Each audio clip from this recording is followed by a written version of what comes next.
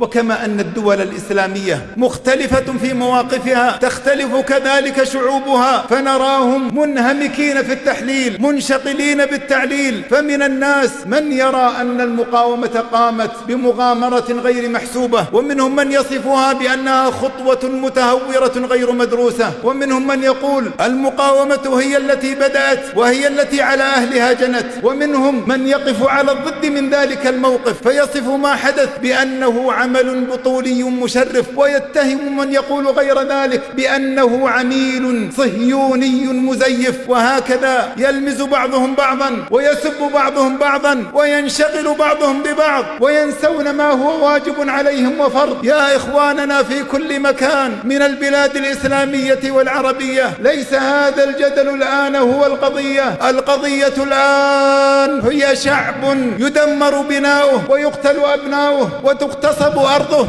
وينتهك عرضه وتدنس مقدساته وتهتك حرماته. ليس الوقت وقت الجدال ووقت القيل والقال، هذا الوقت وقت الفعال ووقت النصرة لمن نزل بهم هذا الوبال. وإسرائيل لا تحتاج إلى المبررات ولا إلى المسوغات لكي تعتدي، لأنها دائما هي المعتدي. مشاهد الاعتداء على كبار السن والنساء والأطفال من رواد المسجد الأقصى أكثر من أن تحصى. اقتحام البيوت وترويع السكان هو دأبها في كل آن. القتل والتهجير والتشريد والاعتقال هو الذي لا تكف عنه بحال. تسوم الفلسطينيين في بلادهم سوء العذاب وتنزل بهم ما لا يحتمل من التنكيل والعقاب. إذا كانت المقاومة هي التي بدأت القتال في هذه المرة، فمن الذي يبدأه في كل مرة؟ ليخبرنا المثبطين والمخذلين والمرجفين الذين صدعوا رؤوسنا من الذي يبدأ القتال في كل مرة تحت ذريعة الدفاع عن النفس.